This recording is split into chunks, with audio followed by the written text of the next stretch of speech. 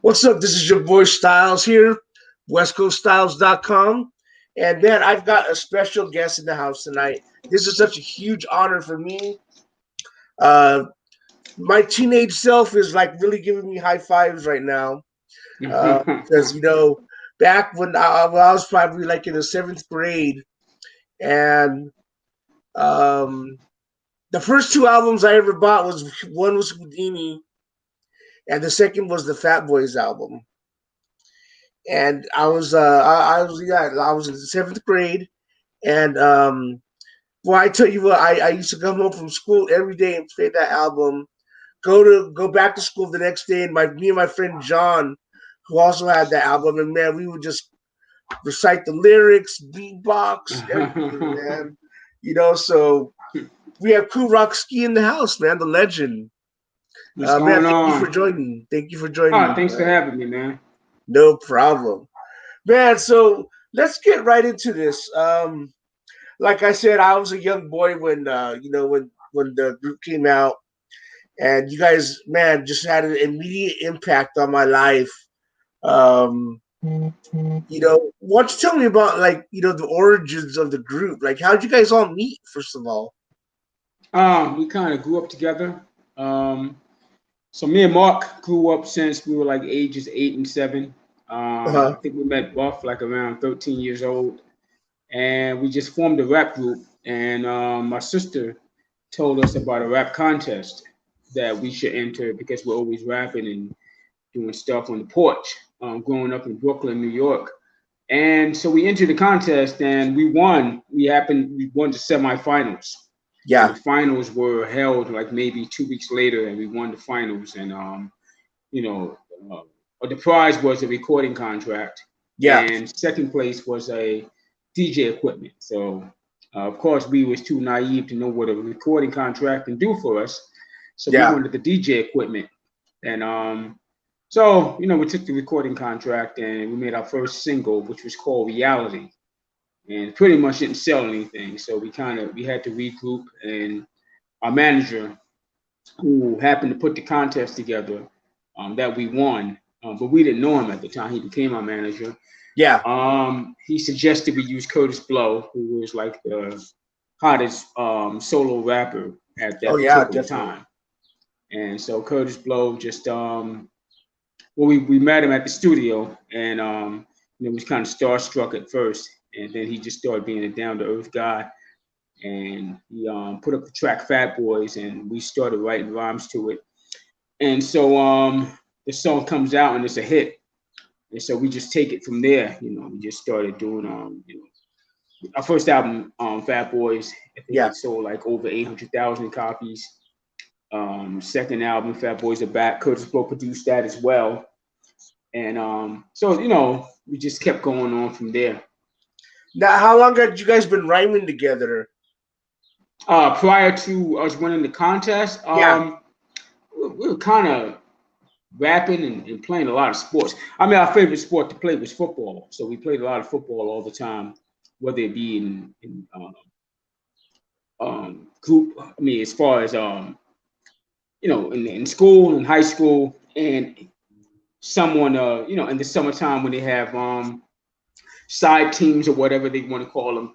So we did a lot of that. But we once me and Buff got to high school, my freshman year in high school, we kind of quit the team because we didn't get the positions we wanted to play.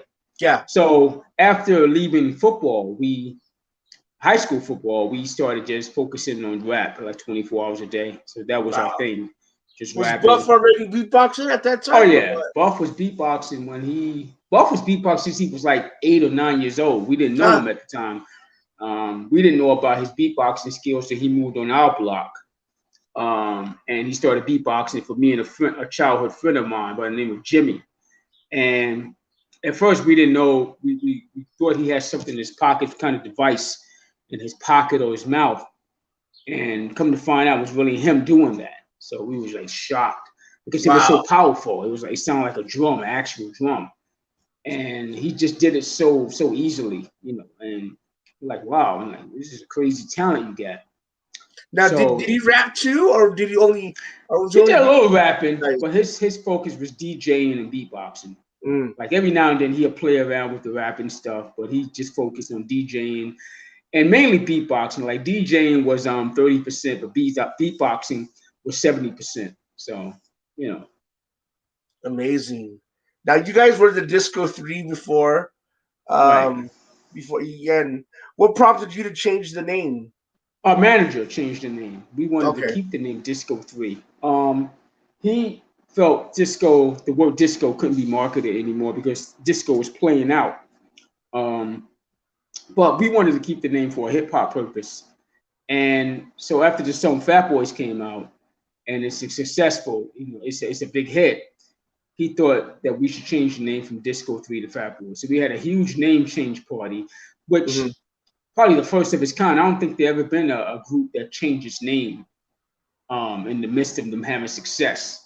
I don't Yeah. think that ever happened. So we had a huge name change party, and we went from Disco 3 to Fat Boys like overnight.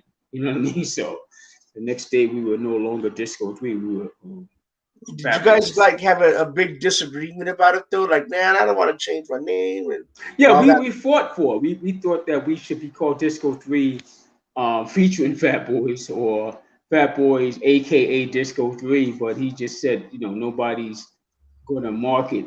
You can't market that name. You can't put it out there. Nobody's going to Hmm. gravitate to the name Disco 3. Plus, there was a group called Disco 4 out. So, us being Disco 3 would have just, we probably would have had clashes with them after a while, but Yeah. it is what it is, you know.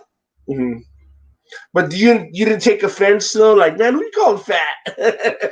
Yeah, we took offense to it because we didn't, we didn't think the Fat Boys was a hip hop kind of name. Yeah. We thought Disco 3 was an ultimate rap name, but when you get into the industry, the music industry, everything is market, market, market. It's how to Sure. sell it, to sell the product. And for a lot of at that time, rap was really exploding. So the last thing somebody want to do is add disco to a hip hop kind of culture because disco is passe already. Rappers Delight took out disco. Once Rappers Delight came out, disco was over. You know what Yeah. I mean? So disco was an old thing to market. Mhm. Wow. How'd you guys come up with your names? My name derived from one of my favorite rappers of all time, which was Kool D. So I just call myself Kool Rockski. Um, Mark Okay. was Miller Mark Ski at first. Then he Hmm. changed it to Prince Marky D. And Buff was always DJ Doc. He was DJ Doc Nice. He wasn't even the human beatbox. He just called himself DJ Doc Nice. But after we did the Put Up Stickum song, it was Buff Love, the human beatbox. So Hmm. he pretty much became Buff Love after, after the first Fat Boy song, Fat Hmm. Boys and the Put Up Stickum song, he became Buff Love, so that was Hmm. his thing. Now you guys took out UTFO the contest. Is that correct? That's what, years later, um, maybe a year ago, I finally found this out. I never knew this because the contest was called the Tin Pan Apple Rap and Dance Contest. Hmm. And all these years, I always thought UTFO was part of the dance portion that won the dance portion because it was Doc Ice and Kango. It wasn't the whole group. It was Yeah. just Doc Ice and Kango. Okay. And Mark said no, it was they were second. And I was like, no. I said, there's no way they were second. I said, they were dancers. He was like, no, they rapped and they came in second. And I had no idea. I thought it was another rap group that we beat for the finals. I forgot the name of them. But Hmm. Mark said it was Kango and Doc. Wow. Yeah, that's Wow. crazy. Yeah, that's what I heard. I heard that you guys took out UTFO, and they were excuse me, they were another favorite of mine growing up. With Roxanne, and Yeah, they all didn't that. make out too shabby after the contest. I mean, they had one of the biggest songs in rap history, so it wasn't like they, you know what I'm saying? They didn't make out too shabby. Yeah, yeah. But you know, the first song I heard from you guys was Brr Stickum. Right. And boy, I tell you what, man, I never heard anything like it. I mean, I'd been listening to rap, you know, through my older cousins and my siblings. You know, they had like the Run DMC albums and Right. Grand Flash, but man, there was nothing like this. You know, Yeah.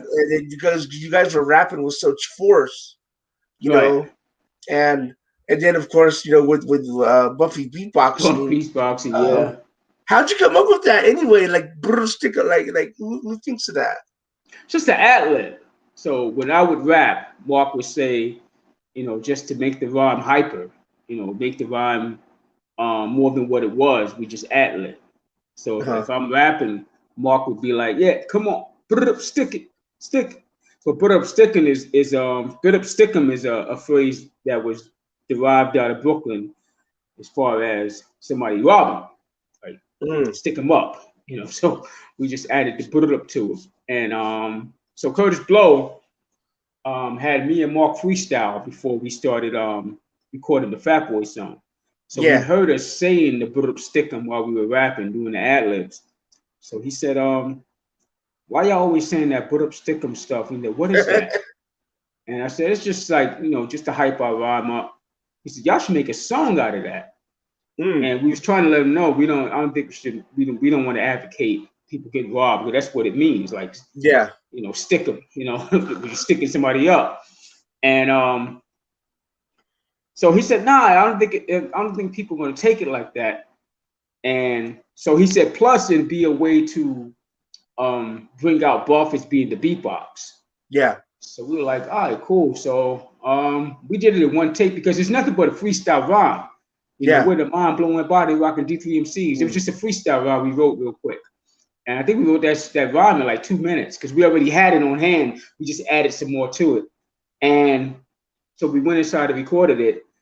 And upon it coming out, Fat Boys was the first song to come out. The B-side was Put Up Stickum. And the radio started playing Put Up Stickum more than Fat Boys. Then they started playing both of them back to back. Like they would play Fat Boys, they would go right to Put Up Stickum. Correct. That's how popular both the songs were. And once you see people walking down the block with a boombox and they playing Put Up Stickum, then it hits you like, wow, they actually like this song. Because I never thought somebody would like an acapella song with rappers and a beatbox. And nobody never heard that before. Correct. So I think it shocked a lot of people to hear that, because a lot of people were thinking that we had a drummer. We were like, no, that's Buff. I'm like, that's not Buff. I'm like, that's Buff doing that. Yeah. So wow. It was shocked a lot of people. Yeah, I first heard it on out here in Los Angeles on 1580 K-Day. They started playing the record. Right. And that's where I first heard it. And immediately, dudes were in school the next day, like try to beatbox, yeah. We get people coming, yeah.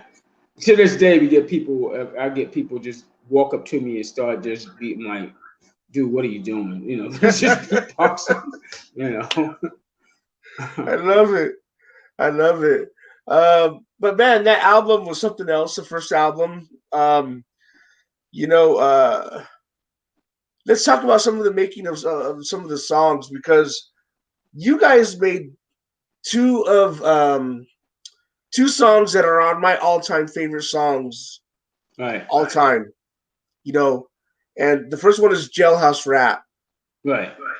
Boy, I tell you, that song, man. To this day, I can play this song, and like I said, I'm talking like of all genres, because I listen to everything. That's like on my top 10 list. Jailhouse Rap. Because, first of all, it was very musical. Right. When that piano hits, that solo hit, doon doon doon doon doon doon. Yeah. Doon doon doon. It's a very long song. It's very long, yeah. Yeah. But I mean, I used to see cars driving by and I'd hear that piano solo just going boom, boom, in jail without no bail, That bass Tell me about the line. making of that song, please. But in jailhouse rap is what we call it. At first it was a song where we went into the studio and Curtis Blow already had it up, and he said, write something about you going to jail. He never said how it should be funny or not. Uh-huh. So we started writing like some hardcore stuff. I mean, really hardcore. Um, I think my rhyme was before they changed it, before the record company said, "There's no way we're gonna put this out." Yeah. They put me in a slam, but I don't give a damn. Um, Beating up my old man, shooting cops in the back because I had it like that. I mean, yeah, it was really hardcore. Yo. So the company hears it the next day, they're like, "Oh, no way, we're putting this up." So we had to change it to be more comical. Mhm. So once they heard it, they fell in love with it. But yeah, somewhere floating around is the tracks of us with some really really hardcore stuff. Doing some gangster rap. Yeah, Wow. it was going towards that direction, and had because Curtis Blow didn't, I don't think he caught on to the lyrics Yeah. because he was just in the recording room just digging it, just bopping his head.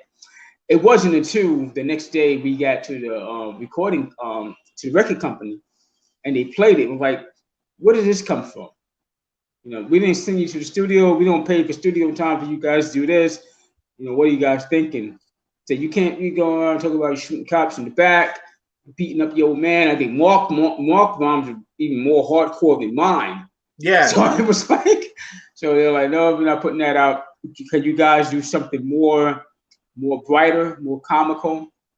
So that's why we started rapping about the, Mark starts off with, "It was just one day I will never regret. I Yeah. got jailed for something that was, and it took on a comical kind of vibe. But the song, the music was real dark. Do Uh, do do do do do do do do do do do do do. yeah. It was a dope track, and to this day, a lot of people want to sample it. They still try to just get that sound, and all they could do is sample it. They can't really get the sound of Sure. the actual song, so they can just sample the song. But that's incredible when I think about it because Ice-T's 6 in the Morning had not come out yet. Right, Schoolie D had not put out the Parkside Killers track. right, You guys would have right. been doing some gangster rap before gangster rap. Yeah, yeah. I think, but the management and the record company that we had behind us, there was no way they was gonna put that out. It Yeah. was not coming off the heels of Fat Boys and Put Up Stick 'Em. Sure, You make sure. this whole U-turn and start happening like that. I'm like, oh hell no, you know. I no, I totally understand why they changed it, but for the life of me, I man, this is something new that I'm learning. That man, my favorite rappers were gangster before, uh, Yeah. you know, before it was even Well, popular. see, the thing is, he never gave us a topic. He just said rap about jail life. He said you hear the chorus, in jail without no bail. Yeah, So we're going on what the chorus is saying. So that's why we started writing that. But he was loving it. Curtis Blow was sitting there bopping his head like, I like this. Not knowing that the radio part would never play something like that at sure, all, sure. They wouldn't touch that, Yeah. Wow, but that's totally incredible. But yeah, yeah, I mean, that's a Fat Boy story for you, ain't it? that man, wow. Like I said, I'm Yeah. blown away right now. I wish I could hear that track somewhere. Yeah, You I wish. know, I mean, one day I'm gonna ask Curtis Blow, does he still have that track laying around somewhere? That'd be fun to hear that. Yeah. Just to hear our young voices rap like that, that'd be yeah. fun. Wow. Whew. Man, that's great. But like I said, the piano solo, I think that was the first of its kind in the hip hop at the time. Yeah. I can't recall a piano solo in a rap song before Jailhouse Rap. I think because Curtis Blow, he has so many musicians coming in out the studio, and I think it was Billy Warren, if I'm not mistaken, that did the piano solo on that song. Yeah. Um, and we're still coming off the heels of songs being 8-9 minutes long in rap. And Curtis Blow is from that era. So Yeah. that's why the song is like, I think it's 8 minutes and 30 seconds. It's a long song. It is. With the piano solo. And Yeah.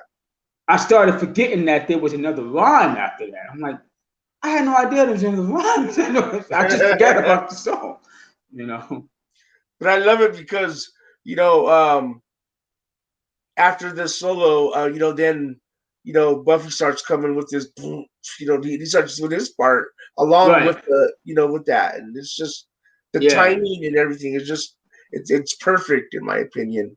I mean, Kurt, he brought out the best in Buff. Like he would let Buff just go in there and do a solo, and then he would add it onto the song, and he would work Buff. I mean, Buff would be in that booth sweating like crazy from doing the beatbox, So he would try to get the best out of him. Wow, that's dope. Well, the second song I'd love to talk about, and this, like I said, this is on my list as well because the feeling that I get from when I listen to it is "Can You Feel It?" Right. That song, I mean, I could just put that song on and it'll just take me to a certain place. Right. Yeah. It has that kind of a Caribbean. It has a Caribbean kind of vibe to it. Actually, I didn't really hear the rest. When we did the song, we just heard the "Can You Feel It?" and the don't. So we just rapping, and then it wasn't until like maybe after the album was almost completed, the EP rather. There's only 8 songs in that first album. It's like an EP. Until I heard it, and I think the first time I heard it, I was in Buff's car. We was coming back from Manhattan from the record company, and I had my head tilted back on his speaker, and the radio was playing it, and that's when it hit me. I was like, "Oh, this song is dope." Yeah. And the girl singing the chorus, and Mark comes in, he starts the song, and when it says, "Can you feel it?" Boom, hug up, and then Buff doing his thing with the beatbox. I'm like, "Oh, this is dope," and it just gave you like this Caribbean kind of feeling. And just so happened we shot the video in St. Croix in the Virgin Islands, and they loved that song because it just gave them that kind of feeling. So we actually shot the video out there in St. Croix. And we had some of the best times ever had in our lives out there. And we was out there for like maybe a week. We were on vacation / shooting a video. And we shot the video within like 3 days after being out there. So we had to get the location. The crowd was easy to get because the crowd just showed up. And we had so much fun. Wow. That, like I said, that song again, Buffy comes in with the, and then put up the human beatbox, I was listening the other day. I was just bugging out. I was just listening to his beatbox, and I was like, damn, he was just killing this song. He was making a lane for himself because at this time Dougie Fresh was out, of course, with Lottie Dottie and the show with Slick Rick. Biz Markie wasn't out yet. Rozelle and none of these guys were out yet. So Buffy was pretty much leading the charge as far as beatboxing and making it worldwide. And he pretty much he had the human beatbox stature or whatever on his back. Like he was the dude, you know what I mean? Yeah. Like if you think about it, he was that guy, Yeah. And and I love that because I had heard Dougie Fresh on like you said on Lottie Dottie and then the show. Right. But Buffy had his whole breathing, in his own style, Yeah, it was different because I remember we did a show with Doug. He came on stage with me and Mark, and 2012 I think it was, on the Tom Joyner cruise that they have every year, and we were listening to Put Up Stickum in my room. And Doug was listening, and he just kept saying, I never understood how he can go from one beat to another without pausing. Like he wouldn't pause, he just go straight through. And I said that was one of the talents he had was we could be rapping and he'll just switch the beat up just like that without even stopping. Yeah. And he said he never understood how he can do that. Yeah. I love how he starts that one song off with "My Country 'Tis of Thee." Right. Yeah. He called that the national anthem. I said, that's not the national anthem. That's not the national anthem. Yeah. Amazing. And you guys were so young, and then it boggles my mind how creative you guys were. It must have just been flowing like from left and right. I think it All was that. so natural because we picked it up at an early age, and the groups that came before us, we was emulating them a lot. So the Flash, Flourish 5, Cold Crush, Treacherous 3, Curtis Blow, Busy Bee, Starsky, Crash Crew, all these guys, we were just emulating them. Mhm. So upon emulating them, we just started rapping all the time. Every time you see us, we were rapping. So me and Buff went to the same high school. So every morning, I would meet Buff in the middle of the streets, and we just walk to school. All the way to school, we're rapping. We get out of school, walking back home, we're rapping all the way home. So it's like it was just natural for us. Yeah. That was pretty much our practice time. We just walk back and forth to school. Mm. And we meet up with Mark after school. Then we go to Buff's house and practice, do our homework in the process. Mhm.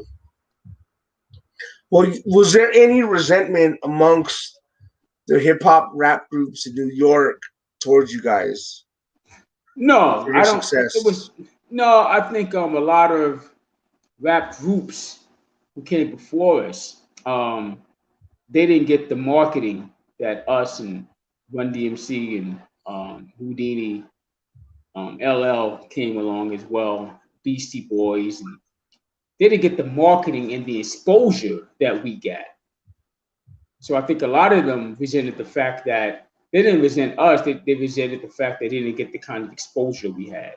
We Mm. came along at a time where people started putting money into the hip hop culture, Sure. as opposed to before us.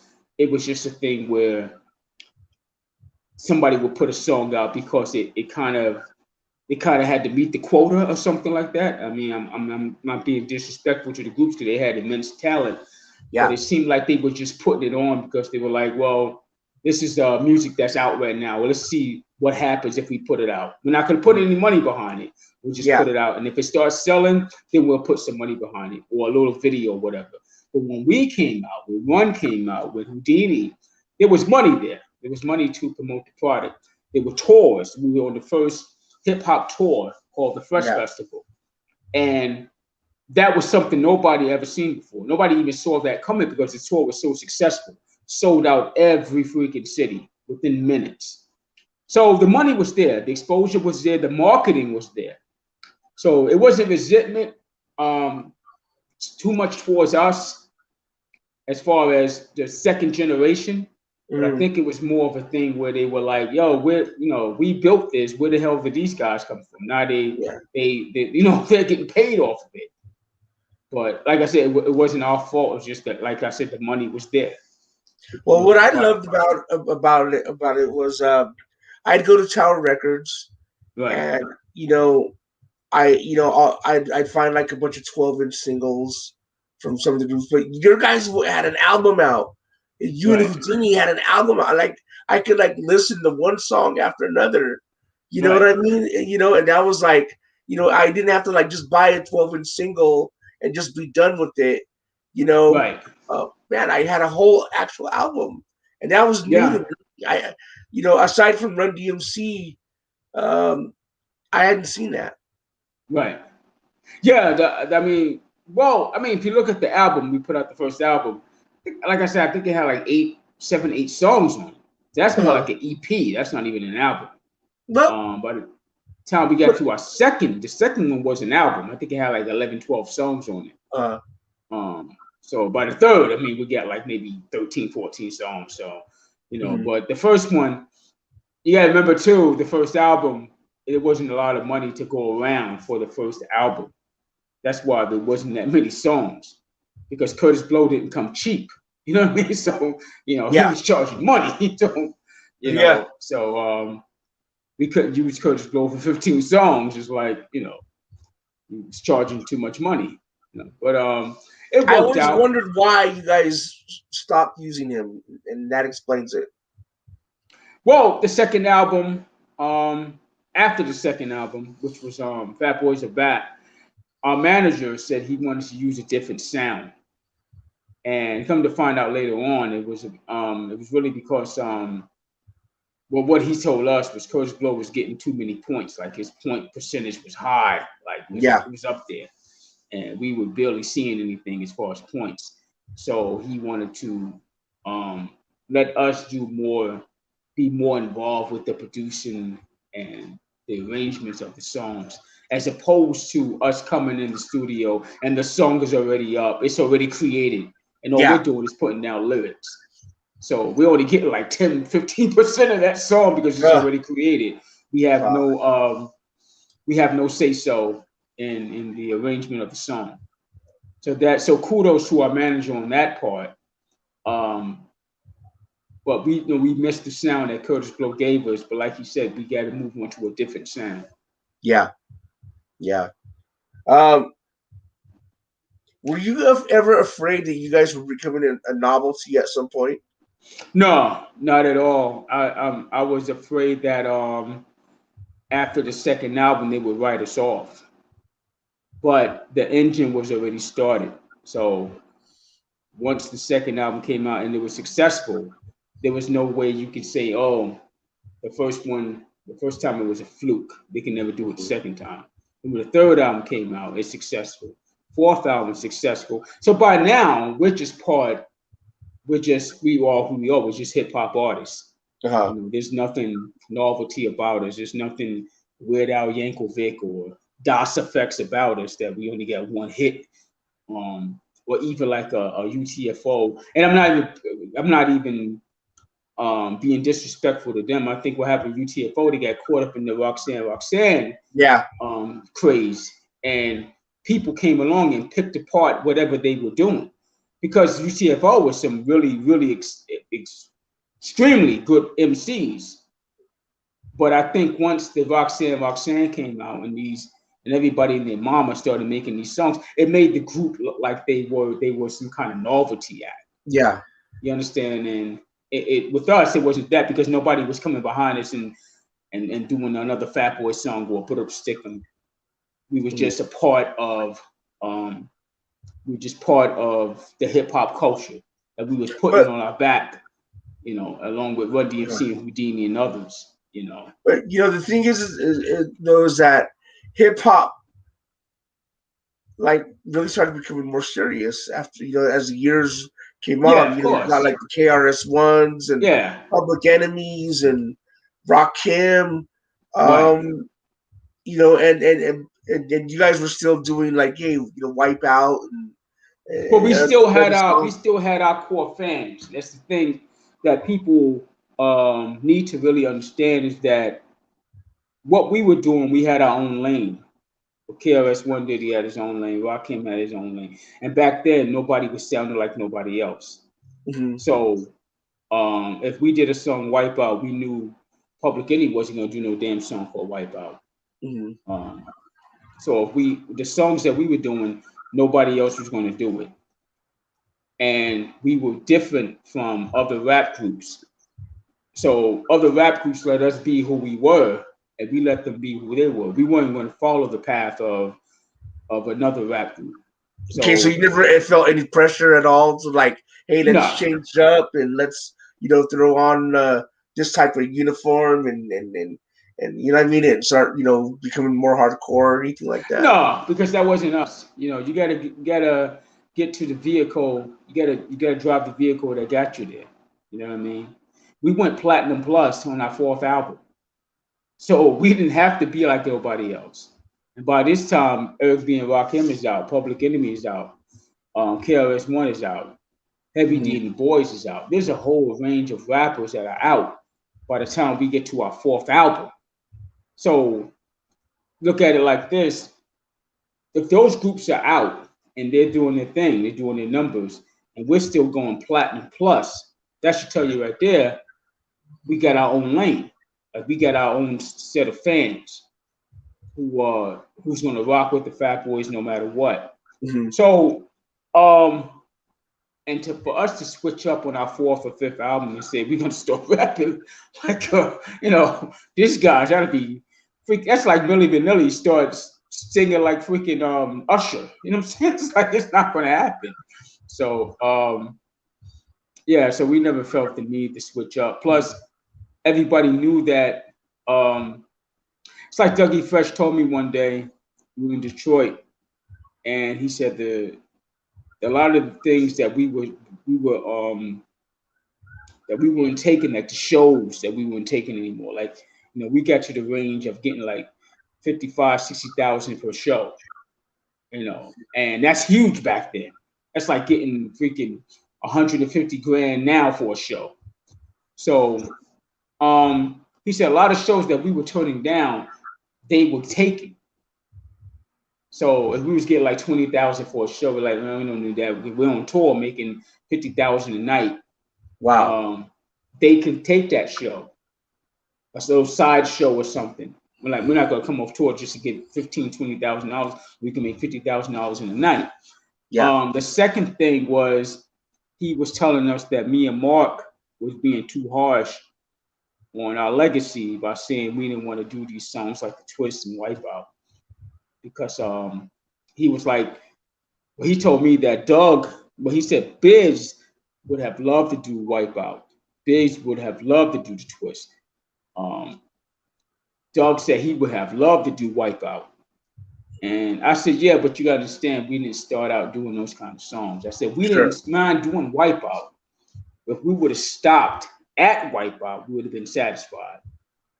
So a lot of other songs were just pushed on us, like Louie Louie, the Twist song, because they seen the success of Wipeout.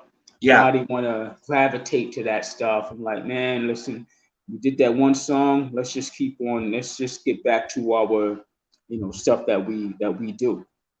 And by the time we got to the fourth album, which was Crushing, we started getting back to that sound. With the first single was Falling in Love. And then next thing you know, boom, Wipeout takes off. And the country, the radio goes crazy. It's on every freaking station. Every time we go into a town, it's like clockwork. You turn on the radio, Wipeout is playing. I kid you not. I'm like, damn, this song, we're in freaking Iowa. This song is playing. I mean, it's like one of the biggest songs of our career, and we couldn't escape it. So we kind of embraced it because it had kind of a Miami-based kind of sound to it. I think the only reason why a lot of people looked at this song kind of awkwardly because it was the Beach Boys. Now, let's just say we just sampled the voice of the Beach Boys. I think people would have been like, okay, that's a dope song. But, hip hop fans, they're looking at it like, where was these old white guys come from? So, what the hell? Wow. So, but listen, everybody loved that song, man. It was like one of our biggest songs. And we had so many Wipeout damn contests. I couldn't even count them after a while. It was like every city we went to was a Wipeout contest. Let's circle back to Dougie Fresh for a second. Was there ever any, I don't want to say animosity because that's such a harsh word, but was there any like competition between you guys? Because I remember, I think it's on the show where he takes that he has a lyric that goes, "I'm known for the boop, boop, not for the," but I remember as a kid when I heard that, I was like, "Hey man, he's dogging my boy," Right. The song was big. The song Fat Boys was big. That's why he did that. Put Up Stickin' was big. So he's a beatboxer. Buff is a beatboxer. There's always gonna be some kind of competition. I mean, even now, Rozelle and Biz, and Doug could get on stage. They're gonna probably battle, in a fun way, but it's gonna be a battle because it's competition. So he looked at Buff as Buff is worldwide at this point. Buff is he's all over the world beatboxing. But Doug is waving his hands like, hey, I'm still here. I'm still one of the first to do it. So that's why he said, I'm known for this and not for that. Because if Buff wasn't successful, he wouldn't have put that in the song. So but did Buff take that personally? He took it at first. He did. At first, he didn't like it. At first, he didn't like because a lot of people was clowning. We were still living in Brooklyn at this point, and the show was all over the radio. And this is after Fat Boys and Put Up Stickin' was out, and we haven't even released our album yet. And so the show was a big song. And when he came on, people would always look over at Buff like, "Yo, what you gonna do if you ever see him?" So at first, Buff was like, "Yo, when I see him, it's gonna be on this and that." Wow. But it was just talk, Yeah. because it was I think he was really paying homage to Buff. If you look at it, but you know how hip hop is, they like to start trouble. Everything with rap is like some sort of, oh, he's dissing you kind of thing.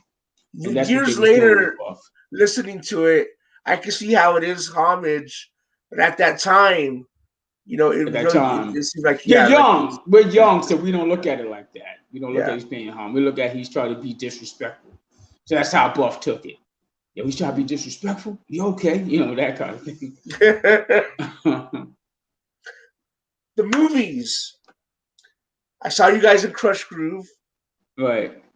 But the movie that everybody loves, and we were on Clubhouse the other couple of weeks ago, chatting amongst me and my friends, and we were all talking about The Disorderlies. Right. Everybody loves that movie. And everybody's like, "Man, you gotta ask him about The Disorderlies movie." It's a cult classic now. So please tell me about your involvement in that, and how you guys loved, how you guys like made it, and right. Just some of the behind the scenes stuff in regards. Well, Disorderlies came on the heels of us being popular in the movie Crush Groove. That's how we got the 3-picture movie deal. Yeah, because we kind of so-called stole the show in Crush Groove. So the next movie that we were going to shoot was Disorderlies. I could tell you this much about Disorderlies. If you look at the 80s movie genre, was appealed to teenagers, young people from like 17 to 22. So when Disorderlies dropped, we were part of that whole teenage movie madness that was going on. Whether it be The Breakfast Club, 16 Candles, that kind of stuff. Yeah. License to Drive. We were right in that groove with the 17 to 22-year-old crowd. And we're only like 19, 18 ourselves. So, doing the movie, we had a lot of fun. Ralph Bellamy, legendary actor, he liked us from day one. He told our manager, "I don't understand what they're saying. We speak so much slang, so much New York slang." He didn't know what the heck we were talking about. He said, he's like, "I don't know what they're saying." He said, "But I like them. They got so much energy and they're so down to earth. Like they're starring in a movie and these guys are on the set playing like it's a Saturday afternoon or something." Quick tidbit. Ralph Bellamy wasn't the first choice for the movie. It was Art Carney from Honeymooners with Jackie. Yeah. To the moon, Alice. Right. But Art Carney turned it down because there wasn't enough money. So they got Ralph Bellamy to do it. And he said, out of all the movies, he's in Trading Places. And sometimes I would sit there and just look at him like, that's the guy from Trading Places, one of my favorite movies. And he said that was the most fun he ever had on a movie set. He said every day he came to the movie set, like he didn't know what to expect from us. Like we were like some crazy people, we just played on the set all the time. And so we shot the movie. Michael Schultz directed it. Michael Schultz also directed Crush Groove, and he directed Car Wash and Kool High. So he took a liking to us. We did Crush Groove. So and we had fun on that set, man. I pulled my groin really bad, and before we started the movie, so it was like I was limited to a lot of stuff. So that thing was killing me. If anybody ever had a groin pull, that's painful. But we had fun. We had a lot of fun on the set. We had a lot of fun shooting the movie. We had a lot of fun at the movie wrap. We wrapped the movie. We met a lot of nice people. And so the movie comes out, and we went to the drive-in to see the reaction of the people. And so me and Buff and Buff's brother decided we would go to the drive-in the weekend the movie comes out. The movie came out Friday. We went to the drive-in on Saturday. It's like one of our favorite spots to go to watch movies. So everybody at the booth already knows us. So we go into the drive-in, and everybody's just outside their cars, either sitting on top of their. I mean, the drive-in is packed, sitting on top of their cars or just watching. They found out we were at the end watching our own movie. Everybody came over to where we were at, and it became a big ass party. Wow. So everybody's watching the movie with us and watching, and so it was crazy. At the premiere, we had Eddie Murphy and Sugar Ray Leonard, Arsenio Hall. It was so many people there, man. We had so much fun, and I remember the next day we had to go back out on tour after we did the premiere. And I remember seeing Eddie Murphy. I was leaving the hotel to go back home and pack and go back on tour. I seen Eddie Murphy coming. I'm like, dude, you're still here? I mean, you didn't go home? He's like, nah, I left the party like 5 a.m. And I left the party like 1 o'clock in the morning. Yeah. So I'm like, man, you must have really had a good time to leave a party at 5 a.m, you know? So that's one of the things I took away from Disorderlies, just seeing those guys just having fun and enjoying themselves at the premiere. Wow, that's dope. The group ended up breaking up. Right. Chris Rock had the line in that movie where he was like, "The Fat Boys broke up," Right. Did you get a kick out of that line when in that movie? I was actually at the movies watching Boomerang when he said that line in the movie theater, and half the people knew I was sitting in the back. They started looking back at me. Yeah. True story. I'm like, oh, you gotta be kidding. And I think Jay-Z used it in the song, but he got the line from Chris Rock. Yeah. Wow. Rest in peace, to Buffy and Prince Marky D, and also DMX today. Rest in peace.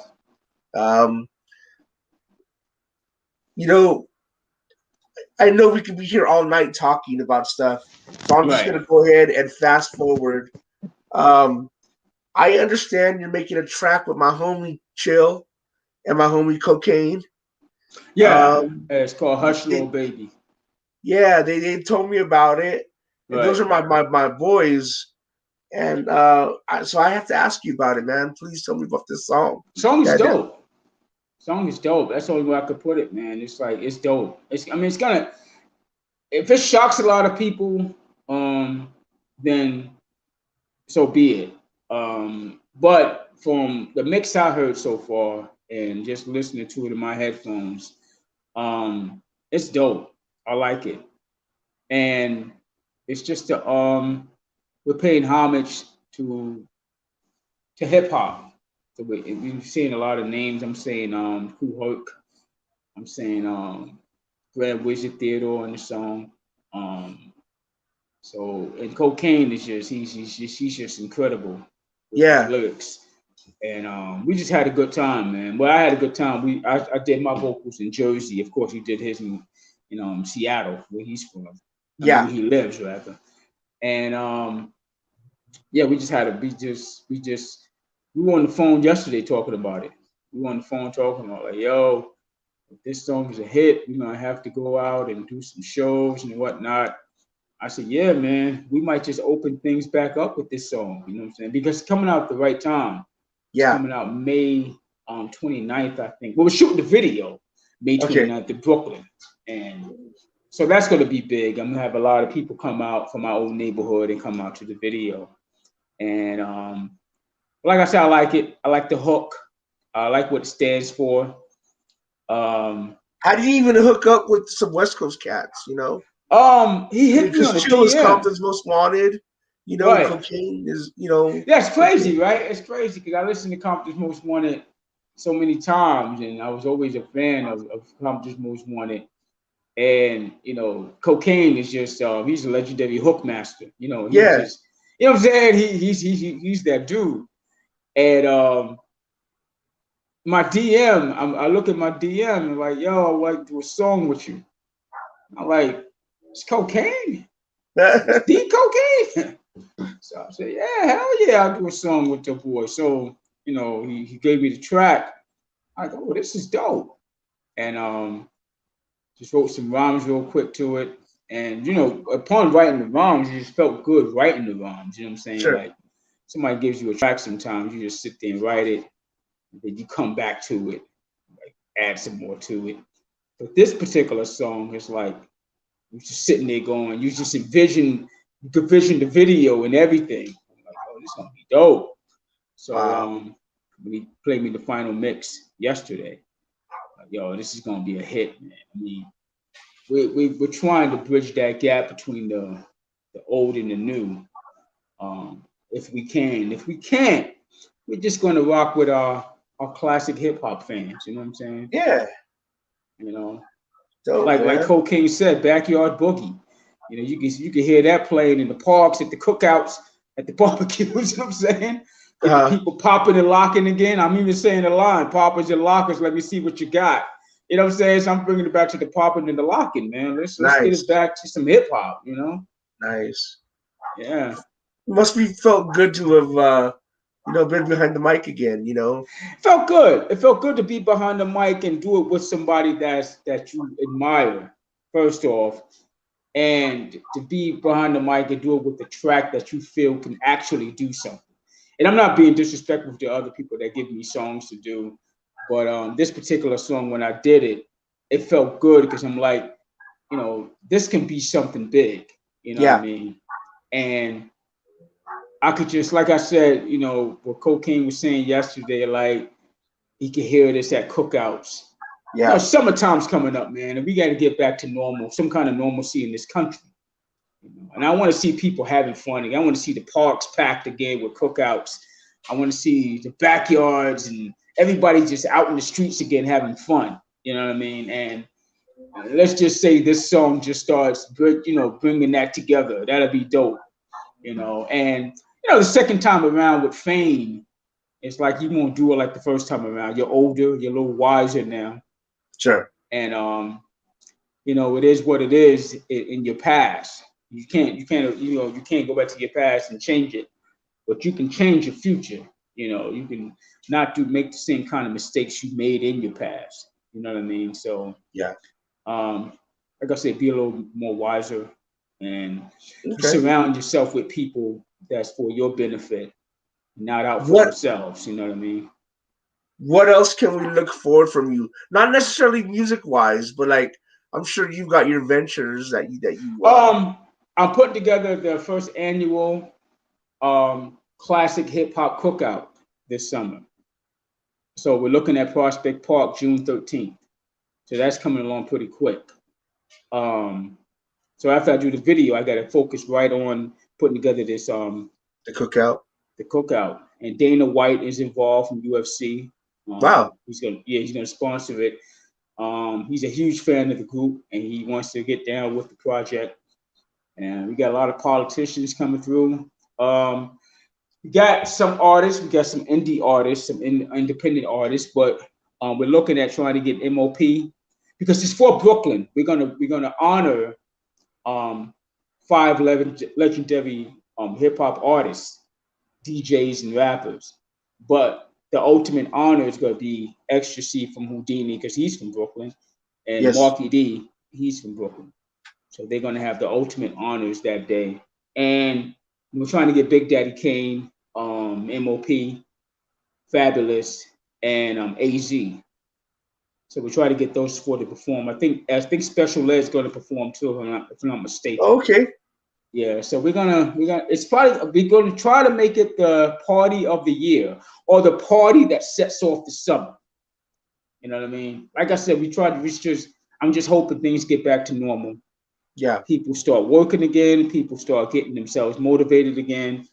And we had the vacation should be over by now. You know what I'm saying? We've been on Yeah, vacation since last year. Let's yeah, get this country up and running again, man.